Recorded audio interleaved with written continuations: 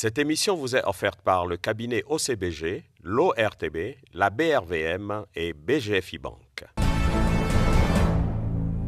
Au cours de la semaine du 12 au 16 février 2018, Nei Seda a enregistré un top gain de 27,54%. Il est transigé un volume hebdomadaire de 1105 titres pour enregistrer le top gain. Par contre, BOA Sénégal a enregistré le top flop à raison de 2,78%. Les grosses capitalisations de la BRVM, regroupées par ETI, Sonatel, Onatel, NCA Bank, Total Sénégal, Bolloré Africa Logistique, SOG Côte d'Ivoire, SGBC, BICC, CIE Côte d'Ivoire sont restés solides et stables durant la semaine qui s'achève. La première cotation de CRRH UEMOA 5,95% 2017-2029 aura lieu le 5 mars 2018. Le récapitulatif des émissions des États sur le marché monétaire de cette semaine est consigné dans le tableau suivant.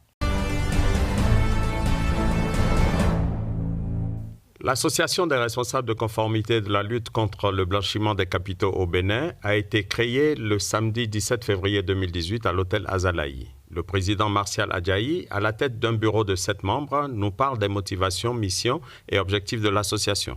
Les raisons qui ont motivé la mise en place de cette association sont premièrement le désir de contribuer à l'élévation des standards de connaissance de nos compatriotes dans les questions liées au blanchiment des capitaux et au financement du terrorisme. Donc c'est premièrement un besoin de faire en sorte que les Béninois et les professionnels qui sont en charge des questions de lutte contre le blanchiment de capitaux soient plus informés, soient plus formés, soient certifiés dans ce domaine afin que tous les acteurs du système puissent jouer leur rôle convenablement. Les objectifs, c'est d'organiser périodiquement, tout au moins trimestriellement, des événements liés au blanchiment de capitaux. Ça peut être des cafés débats, ça peut être des formations avec des experts que nous allons ramener de l'étranger ou bien localement. Ça peut être également des mises à disposition de structures compétentes, du personnel qualifié, parce que dans nos membres, nous avons des personnes qui ont des compétences. On pourrait les mettre à la disposition des gens qui en ont besoin pour des formations, pour la mise en place de systèmes, de procédures, ainsi de suite, pour apporter un plus dans leurs obligations de lutte contre le blanchiment de capitaux. Il y a beaucoup d'autres organes qui sont en charge de la lutte contre le blanchiment de capitaux. Vous avez la cellule nationale de traitement des informations financières, qui est l'organe public habilité à recevoir les déclarations de soupçons et qui fait les opérations de lutte contre le blanchiment également.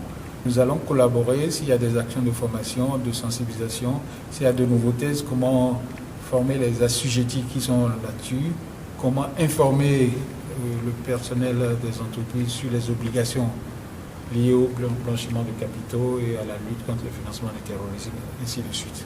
Pour les autorités de la population, les autorités d'abord, je pourrais dire que nous allons nous faire connaître aux autorités, donc après la mise en place du bureau, le bureau probablement va informer les autorités de son existence et on va partager avec eux le rôle qu'on peut jouer sur la question de lutte contre le blanchiment de capitaux dans le pays.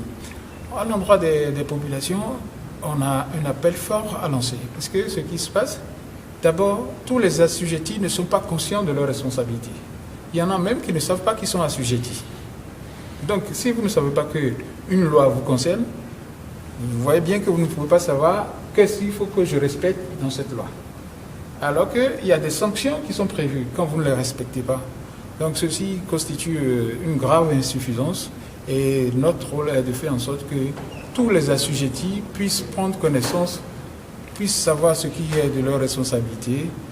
Et des fois, on pourra leur apporter des formations également pour leur indiquer comment mettre en place les procédures et les principes qui doivent gouverner les éléments en place. Et même aller jusqu'à plus loin, les aider dans la mise en place de leur politique de lutte contre le blanchiment de capitaux. Voilà. Le blanchiment de capitaux au Bénin, c'est quelque chose de très sérieux parce que notre place n'est pas une place sans risque.